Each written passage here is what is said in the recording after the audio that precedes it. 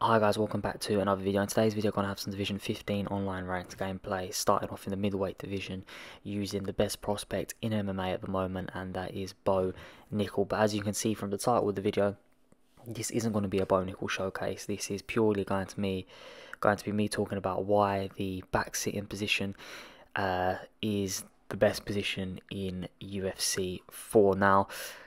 It is very late on in the game's life cycle, admittedly, to be making this video. However, I still get a lot of comments and a lot of people asking what I think the most dominant position is in UFC 4 when it comes to grappling. And there are some contenders, obviously top mount and side control, pretty good ones, and being mounted on your opponent's backs, also another good one. But I think when it comes to how easy it is to get into back sitting through the cage takedowns and how easy it is to learn the denials for it, I don't think there is really another option that comes too close, to be honest with you. And you can see here that starting off against Vittorio, we eat a head kick there, which is never a good way to start the fight, and he's pressuring me early on and doing a very good job of trapping me against the defense. So what I do, reverse the clinch there, get him in that single tie, and then walk him to the fence and drag him straight down. You'll see that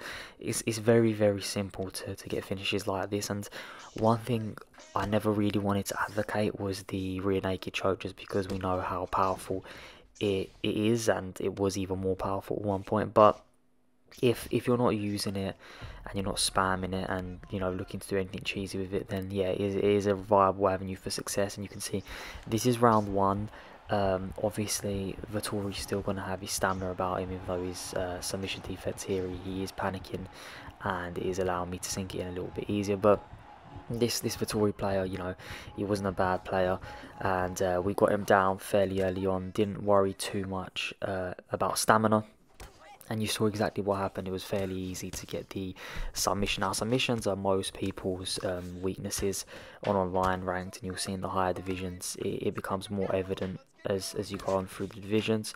But you can see that, again, using Aaron Blatchfield here and easy get the cage takedown. I always advocate for cage takedowns, and there's only three ways you've got to worry about denying here, and they're all very, very doable. You can just see it through the movements. You don't even really need to predict too many things. And my favourite submission personally from here is the armbar, if the person you're using has an in this case Aaron does, and a couple of others in the video will as well. So you can see here that we lock in that armbar. And what I was going to say is this: if someone does have the armbar from this position and the rear naked, then you're in a very, very good position to hold out the round. And ironically, I didn't use someone like Aljamain Sterling here or Damian Maia, just because the gameplay clips I have are from the women's divisions and the lightweight and featherweight divisions. But Aljo would have been a perfect example of this, and so would be Damian Maia locking in that backpack position, because once you get that position, it's very, very easy to get the finish. Most of the time people go up, and I'll show you this gameplay here. So here you've got Volkanovski just dropped me, and I'm using Charles de Bronx Oliveira, and what most people do is they transition up, and I think he may do it here. So yeah, he transitions up and actually gets out. So that transition is the first transition I normally look to pre-deny, because it is the submission that often or not people are going to go to, and there I wasn't expecting him to go to it again. So guess what I do? Take his back, and I'm waiting. I'm going to be patient. I'm assuming he's going to go for the same deny, which we do get this time. And you see, I'm just going to remain patient, see what he looks to do next. He's not moving, and where I'm with Charles and I've got very good submissions, I lock in the armbar. So it is such a dominant position. I always pre-deny up first.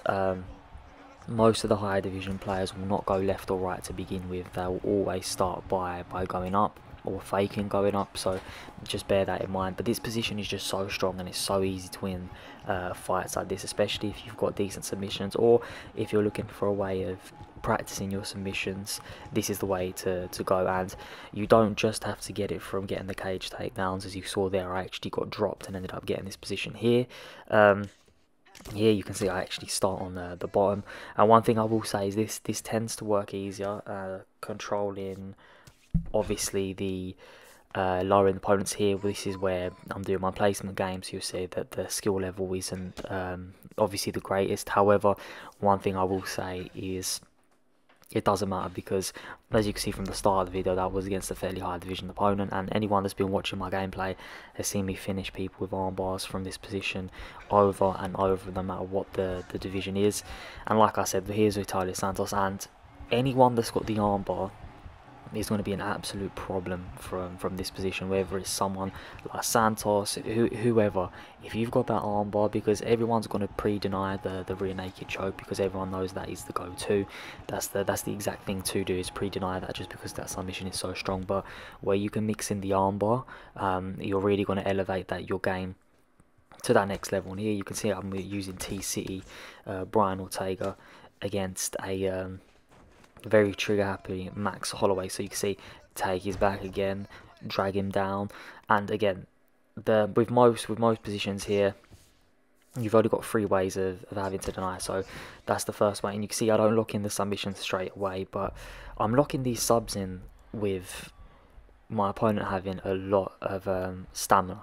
And like I said, there is definitely a skill issue with some of these, their placement matches, but some of my opponents here do have good submission defense, but it's just such a strong submission. The person I'm using, obviously with Brian Ortega in this example, has got phenomenal submissions. It's very, very easy. So it's a very viable way of finishing fights, and a lot of people, I get into this position, just quit straight away. I just think that with the amount of avenues there is to get to back sitting, and the amount of fighters that are extremely dominant from this position and have the armbar, this has to be the most dominant way of not only controlling the fight, because you can keep them there for ages and just transition from back sitting to backside and just keep going back and forth, but not only is it the most dominant position, I just think it is the best position maybe for finish rates when it comes to grappling. I still think side control is definitely up there, and the crucifix and being on back mount, but back sitting, just because of how viable it is of an option, how easy it is to get there, it for me takes the spot on #1. And what I used to see earlier on in the divisions, people get to this position and just spam it, when obviously the rear naked choke was slightly more overpowered. I mean, don't get me wrong, it's still a very powerful choke now, but there was a point in the game where it was completely broken. I remember, I think in division 4-3 was when the backpack position was extremely broken, and everyone was using it then. So you know, it's how it goes, patches get made, but it's still a dominant choke, and understandably so, because in real life I think it's the most finish rate choke.